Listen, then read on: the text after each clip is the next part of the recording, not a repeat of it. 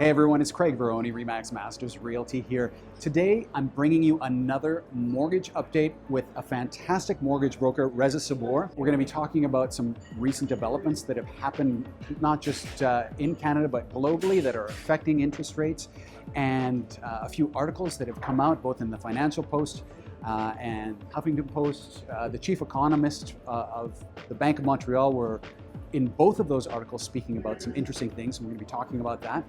And so let's dive into it. Reza, thank you so much for joining me today.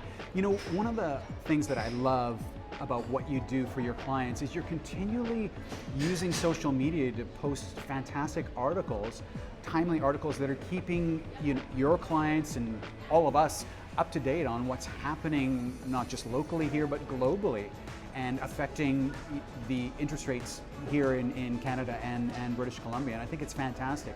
And there were a couple of articles that you recently posted that really sort of stuck out and struck home with me. And I'd like for us to talk about those today because I think they're very interesting. Both of them had the Chief Economist for the Bank of Montreal talking about certain issues. In one article, he was saying that we could have soaring housing prices again because interest rates are sort of plunging to zero.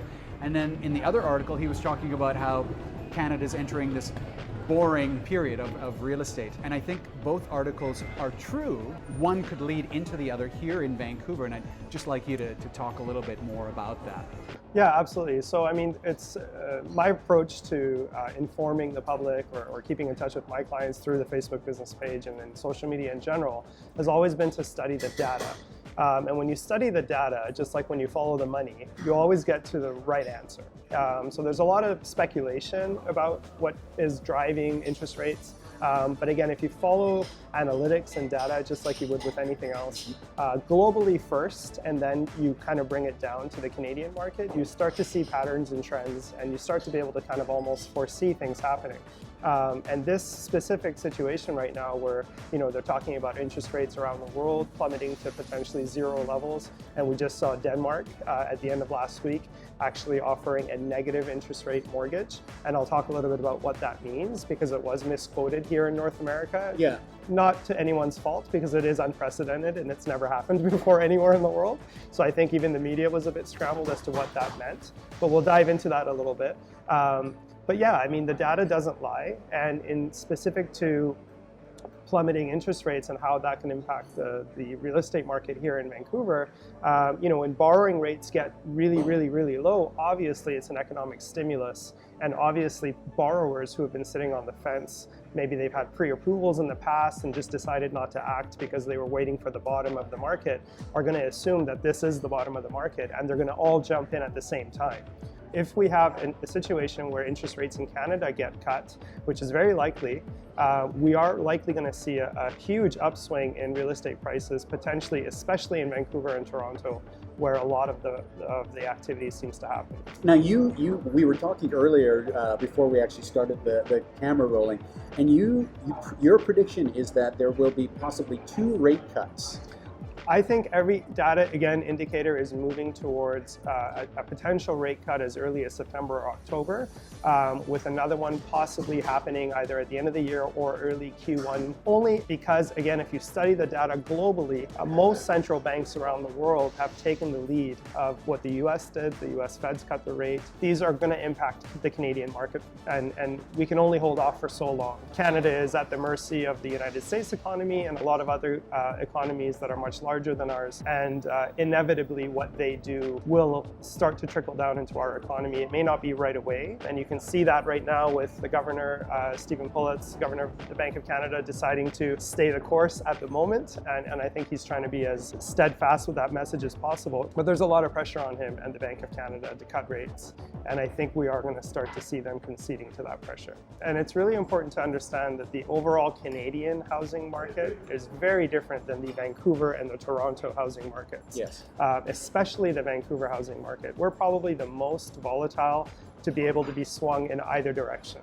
And the reason for that is it doesn't take much for our market here to start to stimulate very quickly, simply just because of the geography that we have. We have very limited land. You have oceans on one side of us, you have the United States on the other, frigid cold above us, and mountains and the Rocky Mountains on that side. So we only have a very small amount of area where we can actually build, which is why you see everybody building up, because that's the only direction we can go. So you're seeing more density, more condominium projects going up, and we just simply can't keep up if you actually look at the data with the demand both domestically and globally. And the government's been attacking this from the kind of a wrong angle. They're not really addressing the demand angle, and it can be argued that they're actually not addressing the supply angle properly either, with zoning and all the other issues that we have in Vancouver. I think zoning is probably the biggest Zoning is issue the biggest, in Vancouver, absolutely, right? Yeah. and that's the one that gets glossed over the most. You actually shared a great video last year from the Box, Yes. where they touched on how important zoning is and how glazed over it is by all three levels of government. But it really is the one binding factor to why we're not essentially being able to actually attack affordability, which all of these rules are supposed to touch on, and none of them so far have. But going on a much more macro level, global economy, look at what's happening in Hong Kong, the uprising, the potential, China potentially stepping in, and they could be stepping in with force, they could be stepping in economically. That could create a mass exodus of people from Hong Kong who already own property here or who've had their eye on Vancouver for a long time to want to get their money out of that region. And when they want to get that money out of that region, they want a safe place to put it in. And globally, yes, there's a lot of turmoil in the financial markets, but relatively speaking, Canada and Vancouver still poses a very attractive package to a foreign investor. So that alone could spike the real estate market. And so my advice for anyone who's currently sitting on the fence, thinking that they're going to wait for the market to bottom out and then jump in, is what? You're not an economist. Most of us are not economists, and you may miss the bottom. So the bottom may come and go, and then you're going to kick yourself for not getting in now. So this is actually the best formulation for a buyer, because you've got the highest inventory in Vancouver at the moment. Inventory is amazing. You've got the lowest interest rates we've had in the better side of half a decade. And essentially you've got a situation where you are in the driver's seat as a buyer, being able to dictate terms and conditions on your purchase. This is really the best time. And not to mention home prices are the lowest they've been in a long time. So really there's no perfect formulation that you're ever going to get, but this is as close to that as we've got at the moment. So this really is the time if you've been sitting on the fence, because things could rebound very quickly and a lot quicker than people think. Yeah. So the second article I'd like to talk about had sort of an equally interesting title, and its title was Canadian Housing Enters a Boring Period in Real Estate. I'd just like to talk a little bit about that and what the Chief Economist was meaning by that. And you're right, they put the word boring in the title. I think it was a catchy way of getting people's attention. But that's exactly what it means. All it means is that we have potentially seen the bottom of the crazy price drops and the inactive sales activity, and we're now seeing an upswing in July of sales activity both in Vancouver and across Canada. And we're also potentially seeing some stabilization in, I think this article was trying to say that we're seeing some stabilization in potential rate announcements. But I think the other article counters that by saying, hey, we may be going into a bit of a stable market where everything's going to be relatively boring or status quo, meaning it's a balanced market between buyers and sellers, which, as you said, is a good thing. But it literally is a tipping point that we're at right now where anything could swing it very quickly, and especially in the Vancouver market. Any one of these things could really tip us in that direction. And so I think that was the underlying message of one article, but as you said yourself, it leads into the other article because the other article addresses something that could happen much more quickly. So again, this is the right time if you want to pay off debt. This is the right time if you want to think of upsizing. This is the right time if you want to essentially consolidate and have a plan. Because again, we could be sitting here in a year from now talking about how prices are soaring, and neither federal, provincial, or municipal levels of government are really addressing affordability, which has been the case for a decade now. It's the most affordable it's been in a long time, right? And this may just be the time to get in. Yeah. So let's talk about that really interesting development that happened in Denmark earlier this week. So again, the headlines were a little misleading, and I kind of put the blame on the media a little bit for taking that headline and running with it, because it's a catchy headline. It was unprecedented. It has never happened in any financial market ever in the world, where a lender comes out and offers a negative interest rate mortgage. Now, what the media thought that meant is, hey, we're paying you to come and get a mortgage from us. And that is not the case. What it's saying is most of those terms in Denmark are 10-year mortgages. And basically what the bank is saying is, we will lend you an X amount of money. And at the end of that 10-year term, once you've repaid a portion of it, you're actually repaying less to us than what you borrowed. And that difference we're willing to write off. You're repaying less than what you borrowed. I know, it sounds insane. So that's where the negative interest rate portion comes in. I think the rate they were quoting was negative 0.5%, which basically again means you pay us less than what we lent you, and in the end, that difference, we're just going to write it off. Right, the bank writes it off as a loss. Exactly. Could that impact Canada? Could we potentially see negative interest rates in North America? Don't rule it out. Bloomberg shared an article that said, potentially that could happen in North America too. So don't think we're completely safe from this. I don't think we're going to see that happening anytime soon.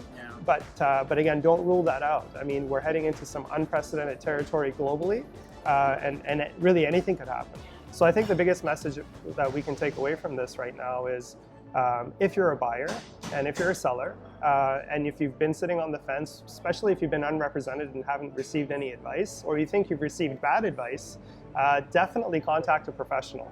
I mean, this is all I do for a living. I'm a data geek, and I love to get into the nitty-gritty of where the markets are going.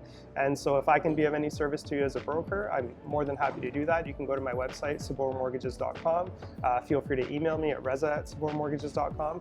I highly encourage you to speak to Craig. I mean, there's no better North Shore expert than the person sitting in front of me.